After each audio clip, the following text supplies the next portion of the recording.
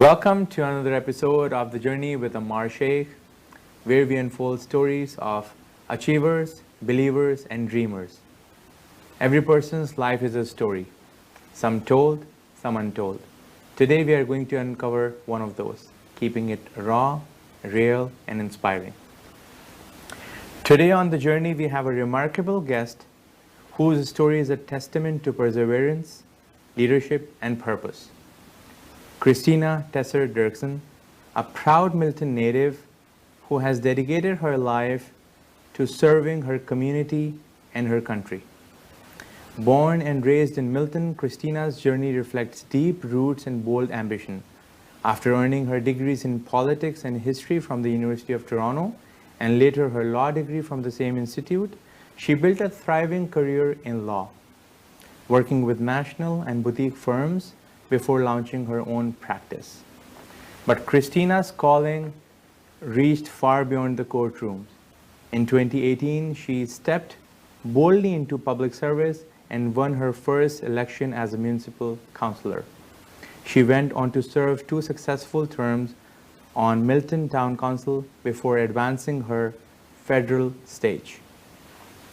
In the 2025 federal election, she was elected as the Member of Parliament for Milton East, Halton Hills South.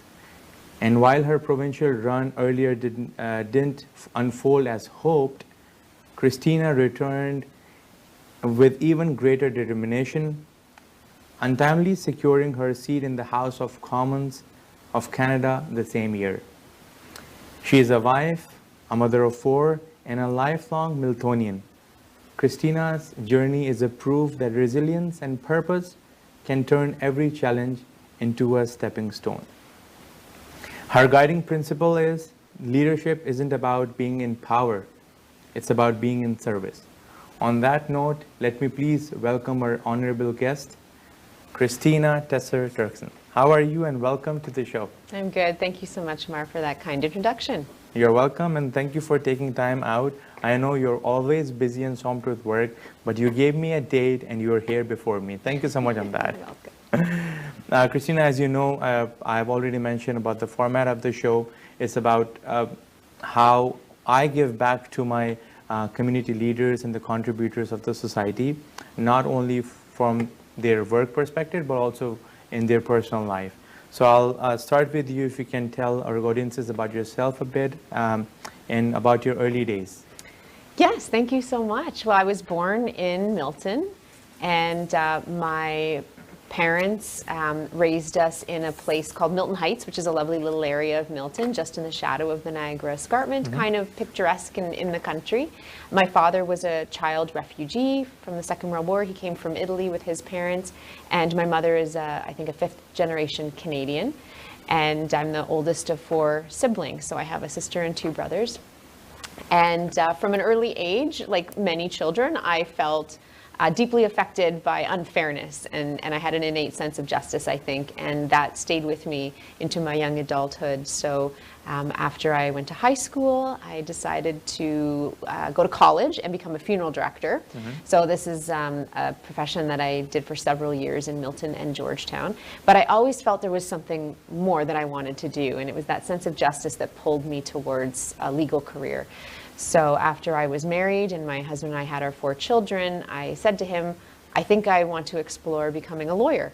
So he was, I think, a little surprised, but very supportive, and I applied to do my undergraduate degree, which is a requirement to go to law school. And I got into the University of Toronto, and I studied history and political science and a minor in history of religions, which are all of great interest to me. And I applied to law school, and I was accepted to the University of Toronto. And from there, I started my legal career. Excellent. So, wow, having 4 kids in the house and still pursuing your dreams, that is incredible. Kristina, just as you have mentioned about going to the law school, and before that you had attained the undergrad in history. How was that experience? How did that came into your life, and what made you change from history towards politics? Well, my dad really instilled in me a love of history. He's a real history buff, so from a very young age we would watch historical movies, we would talk about history, and of course as a child who experienced the Second World War, he still had memories of, European history and the history of the war. So that's something that he instilled in me. So history is a passion of mine.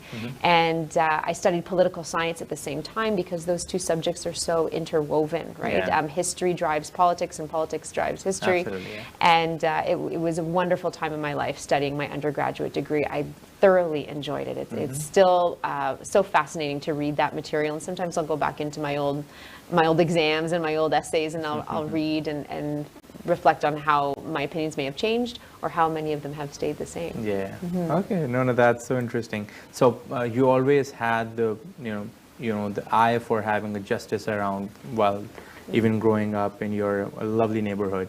So was that the only reason you chose getting into the law and then later into stage to politics? Yeah, I think going into law was, you have to be, they say lawyers need to read, write, and talk. Yeah. Those are the three skills that lawyers need, and I was good at all of those. I enjoyed writing, I enjoyed logical reasoning. I liked arguing a little bit, debating. And so I was really drawn to the skills, and I felt like I had those skills. I just needed to nurture them through proper training.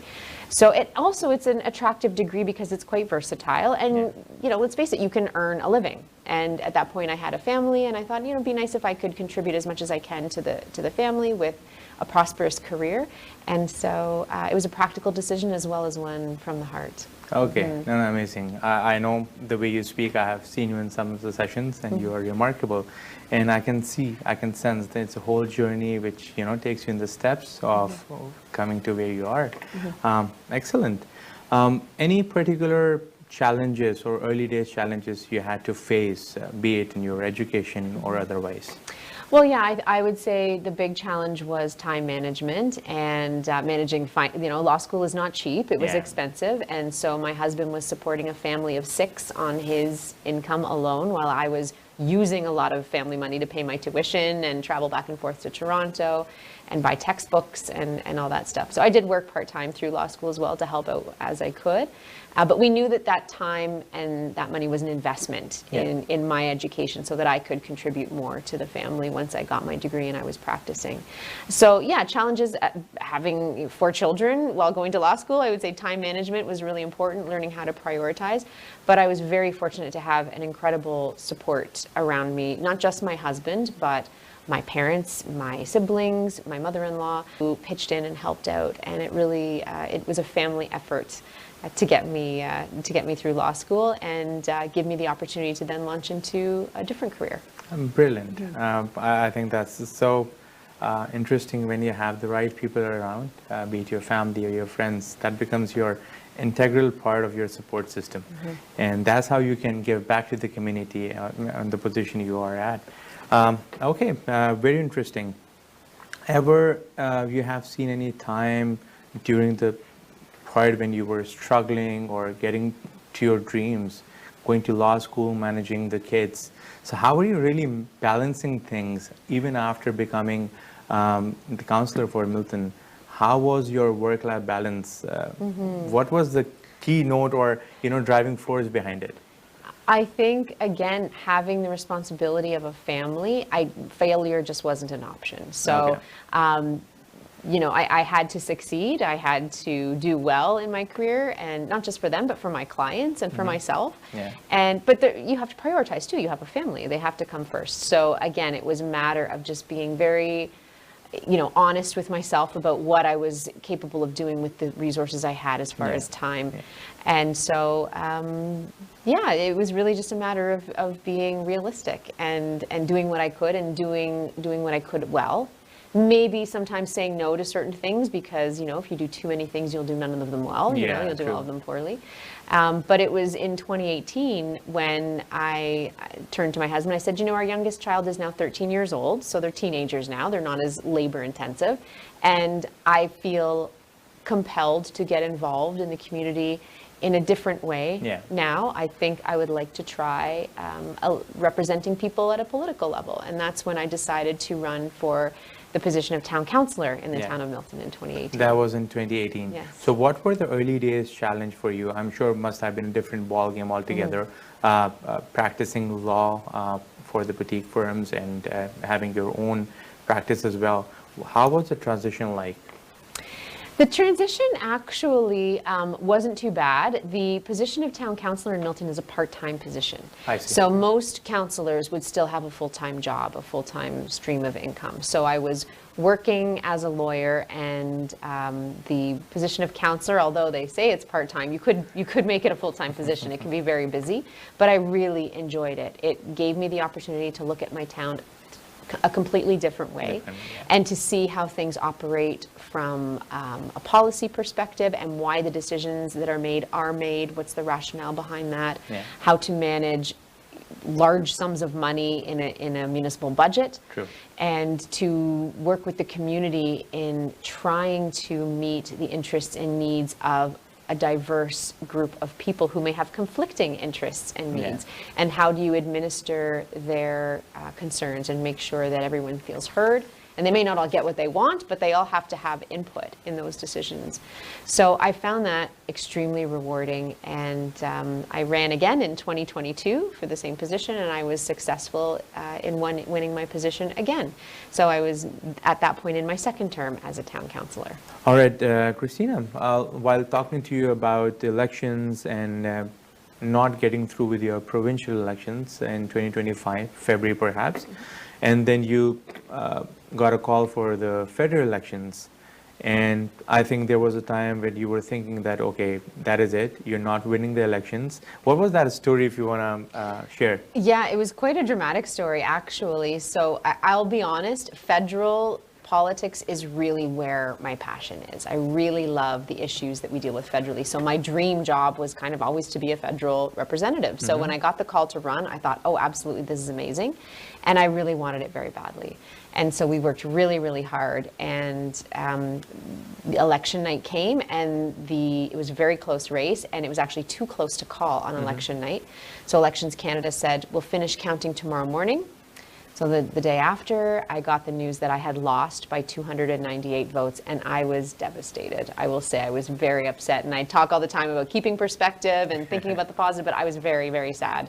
And I thought, I moped around for 3 days, and then I thought, okay, I have to get on with my life. I still have a job to do. I was still a counselor and a lawyer. And I got a call a few days later from the returning officer, and she validates all the numbers that are reported on election night, because election night is unofficial result. And when she was doing her validation, she realized a mistake had been made, and the numbers had been reported incorrectly from one of the polls. And she told me that I was actually winning by 29 votes. Wow. So all of a sudden things turned around, and she said, now because it's so close, it automatically triggers a judicial recount, and that's like a judge presides over the process, everything gets recounted. And so that was 3 weeks. It took 3 weeks for all of that to happen. Our lawyers made submissions from both sides, and everything got recounted, and it was 5 minutes to midnight. I remember I got a call from my campaign manager, and he said, you won 21 votes was the final count. So I had a moment of despair, definitely, and lo and behold, what is meant to be will be, and it turned out that we were victorious. Perfect, congratulations. Must have been a roller coaster for you, a dramatic story. Thank you for sharing your thoughts on that. Excellent. Okay, so how did your struggles shape the person you are today? I think resilience, as you mentioned in your opening remarks, has really been something that I've learned has been a tremendous gift through those struggles. And I think the gift of perspective is extremely important as well, because it's very easy when we're facing adversity to get negative, to lash out and say, I'm a victim here, and that nothing's fair and nothing's going my way and everyone's out to get me. Yeah. But really the better way to approach it is to try to learn a lesson from it, right? And try to improve. And I think early on I got that, and I was able to apply it to the work I was doing. So Yeah, I would say, and always keeping your eye on why you're doing the work. Yeah. What's the purpose, right? It's service. True. It's public service. There is such tremendous power in public service. And all of my careers, people say, well, you went from being a funeral director to a lawyer and then a politician. Well, lots of lawyers get into politics, but how did you go from funeral service to law?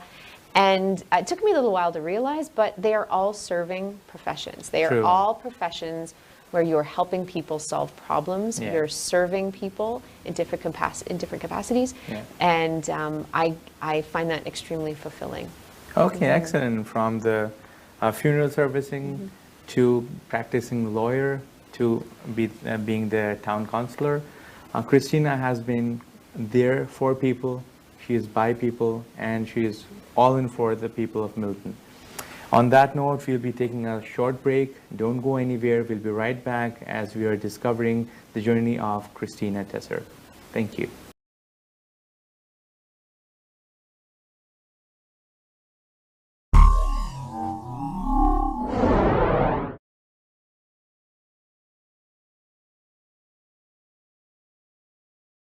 Welcome back to the journey with Ammar Sheikh as we are exploring the journey of Kristina. She has given some amazing insights about her early days and taking the toll on getting into the Bachelor's of History and Politics, and from there to becoming a practicing lawyer. And now we're exploring more about how she's giving as a service officer. Kristina, how are you? I'm well, thank you. Okay, great. Kristina, I know after entering the politics and you were, you won the elections, must have been a proudest moment for you, but I would want to ask you, what has been the proudest achievement so far in your overall journey? Well, there's been many moments of pride. I have 4 wonderful children. I have a wonderful spouse who is also very successful in his business. So I'm proud of them, and I'm proud of the role I played in a small one in helping with their successes. Of course, I have my own personal moments as well of pride, and those are moments that I share with so many people, not just my family, but volunteers who helped in my election campaigns and campaign managers and just people in general who came out to support us or who came out to vote. Right. So all of these things are things that I can't take complete ownership Absolutely. for. Yeah. The things we share, and media even, people who came out to give me coverage in the media. So, but I have had some wonderful moments that I'll carry with me forever. And one of them was winning my first election in 2018.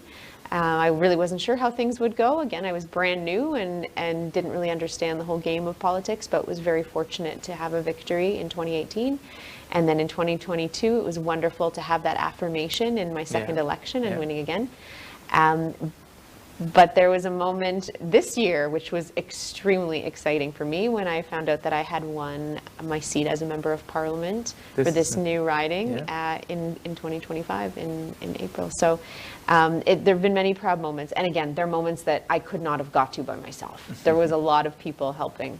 No, that is very thoughtful of you, and I'm sure it's the team efforts which makes one person, the place where they are. Thank you so much for that fantastic answer. Kristina, who inspires you? Like, who has been your role model throughout?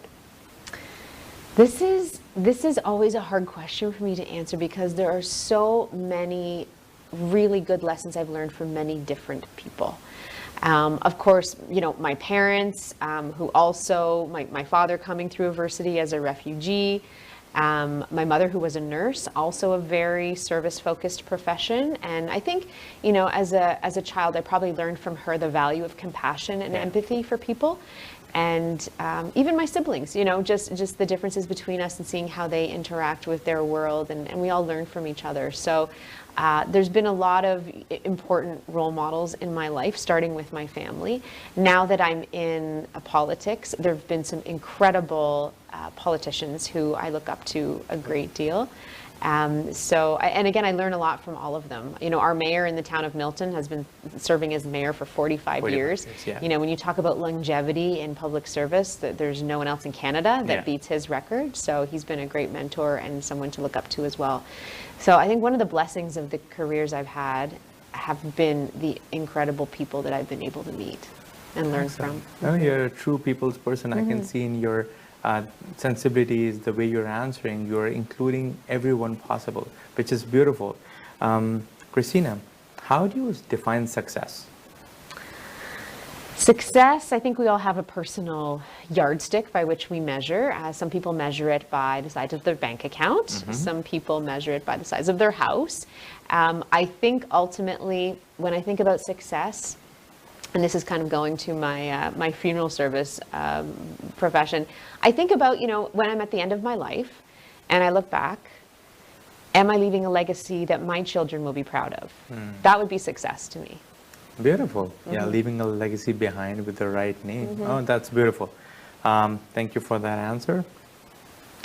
When exactly did you realize that you can really impact people's life and you can, you know, make changes in their lives? You know, again, I go back to my family. When you're raising children, you have children as well, and you see right there tremendous impact you would have in raising your children and teaching them values and compassion and empathy. In my funeral service days, I mean, we're dealing with families who have experienced loss, you know, and we're able to help them through a very, you know, sad time in their lives and help them navigate that.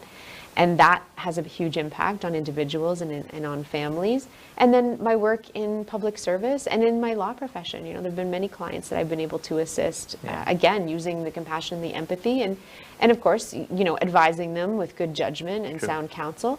And in politics, you know, politics is interesting. At the municipal level, it's everyday life. You know, people call and say, you know, my street hasn't been plowed, or, you know, come help me with this. And you can usually have like pretty quick impact. As you move into different levels of government, so if you go to provincial or federal, it becomes, I think you feel like you're missing the impact piece because it's such a larger machine, and the bureaucracy takes longer for people to see the results. So now being in the federal government, the things we are dealing with are so huge, you know, national defense, the economy. These are big things, and sometimes they take time to affect change. But when we start to see, you know, small changes happening because of the policy directions we're taking, that's where you see that you do have some impact. Even bringing people's voices to the House of Commons, you know, to the cabinet minister responsible for the particular issue that person's being affected by. You can have impact in a person's life just by helping them understand, answering their questions, and showing them that you have brought their concern to the highest level of government. And that alone can sometimes really make a difference for a person. True. No, I know that your voice can be impactful, and the place you are makes a lot of difference. Kristina, so I know you're already giving back to the community and your people with whatever level you are, but what are the key things you really want to highlight that this is what I'm doing at the moment, and this is my contribution to my people? Well, it's about representation and advocacy, which is what I did as a lawyer as well. I think what people are looking for right now is they want to see relief from economic pressures that we're facing as a country because of the United States. You know, it's not our fault. What maybe was our fault was being too reliant on the United States for a long time. And this has been a wake-up call for us to realize we have to, you know, we have to take care of ourselves first. We have to take care of ourselves, and we have lots of natural resources in this country, and we have what the world wants. So we have the ability to take care of ourselves. I think explaining to people, giving them answers to their questions, taking moments to educate folks. There's a lot of misinformation out there. I consider it part of my personal, you know, work, my life's work, to fight misinformation and educate people and inform them or guide them to where they can find answers from credible sources. We have, in the recent federal budget that's been announced and we'll be voting on soon, there's some money there for health infrastructure, for example. So in Georgetown, which is in the riding that I represent, they're looking at building a new hospital. And there may be money in the federal budget to give to the foundation that's trying to build this hospital. Those are very expensive, and that would have great impact on the community. I also serve as a director on a board of a nonprofit organization, and we're trying to build a palliative care, a residential hospice for people who are dying. And the work I've done there, although we haven't built the hospice yet, we have the land, we're working on the plans, we're raising money, and this is going to have a tremendous impact in our community as well. So these are things that, again, they're investments of time and effort that take some time to see the impacts from, but those are things I'm working on. Okay, I know that these all are, again, very impactful, and I think that's the need of the hour. As you have mentioned about the economy and, the time we are in. It's the right time to wake up to all the Canadians, and I think as a fellow Canadian, I share the same thoughts as you. Excellent. Kristina, how do you see yourself in 5 years or 10 years? Don't take it as an as an interview for your job, but yeah, as like keeping it real to yourself. How do you see yourself in next 5 to 10 years? Well, there's a saying in politics that, every day is an interview for your job. Yeah, You start your next campaign the day after your last election. So 5 to 10 years from now, who's to say? My journey has been one where I've been met with some events that I wasn't planning or that I thought didn't go my way, but actually opened doors for other things, right? Yeah. So I ran in the provincial election in February, and I went into it with some, I was pretty realistic, and I thought it would be a challenge to win this election, and sure enough, we did lose that election. And 2 weeks later, I got a call to run in the federal election, and I became a member of parliament. So looking back, if I had won the provincial election, I wouldn't have been able to run federally. So sometimes when a door closes, a window opens somewhere else. Yeah. So everything happens for a reason. So like we talk about the greater goods, right? That's right. Yeah, Absolutely. absolutely. All right, that is so incredible. Kristina, how do you want to be remembered? I want to be remembered as someone who cared, someone who was kind, who tried to be as patient as she could, and who made a difference. Okay. That's really it. I think that's the point of we talk about the meaning of life or what it means to be human. You want to make a difference for the better for people, and you want to leave the world a better place than it was when you came into it. Absolutely. No, that's incredible. What advice would you give to a young Kristina? The advice I would give on a practical side, learn French. And say, pick up languages as soon as you can, because now I'm learning French, and as an adult, it's challenging to learn your second language. But truly, I would say, believe in yourself, and there, of course, were moments in my life where I had self-doubt, and there may have been moments where that self-doubt stopped me from making a decision that maybe would have taken me in a different path, maybe just as good a path, maybe better. I guess I'll never know, but right now, I'm glad that I had faith in the decisions I did. I'm glad that I surrounded myself with wonderful people. And that's so important, to make sure that, they say you are the company you keep. So make sure that you keep good people around you, people who are positive, people who are honest, and who will tell you when you're wrong and take their advice sometimes.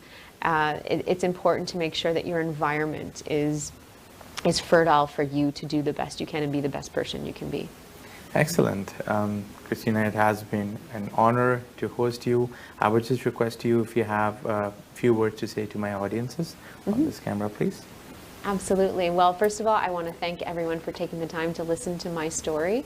And my advice would be to you the same as it would be to a younger version of myself. Have faith in what you're doing. Keep compassion and empathy at the center of all the decisions you're making. Keep healthy perspective, and understand that sometimes you don't get what you want, but it actually may lead you to something much better and help you fulfill your life's purpose. And maybe that's public service as well. Excellent. Thank you so much, Kristina. Like I said, it's been a pleasure hosting you today. Thank you for taking time out. And I personally got to know more about you. I can vouch for so many events I have seen you participating for people, especially being a Miltonian. I can vouch for a lot of things you have been contributed to the community. Thank you so much for that. My pleasure. Thank you so much. Absolutely. So as we close the episode of the journey, Kristina's story reminds us that the real success is not defined by the titles or victories. It's defined by courage, perseverance, and the will to stand back when the life says no. As she got a no for her provincial elections, which she was kind of aware, but another window opened, as she rightly mentioned, and she was there in the federal and being in the House of Commons. Such an inspiring story and a lot to learn from Kristina. So wherever you are in your own journey, remember it's not the setbacks that defines you. It's the strength to rise again and go back. On that note, I'll be signing off, your host Ammar Sheikh.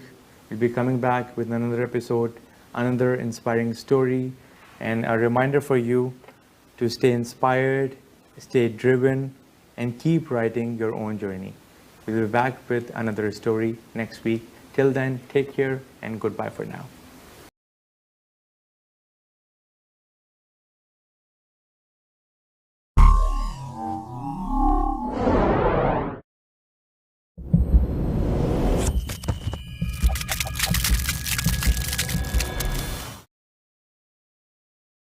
At Alam Law Firm, our tireless efforts in the pursuit of justice for our clients include an unwavering belief. Beyond the courtroom battles, we forge meaningful connections with our clients. Supporting our local community is integral to the values we hold dear. Every single client file we represent at Alam Law bears my personal touch, a commitment that I stand by. For legal representation that will aggressively fight for your rights, contact Alam Law Firm today.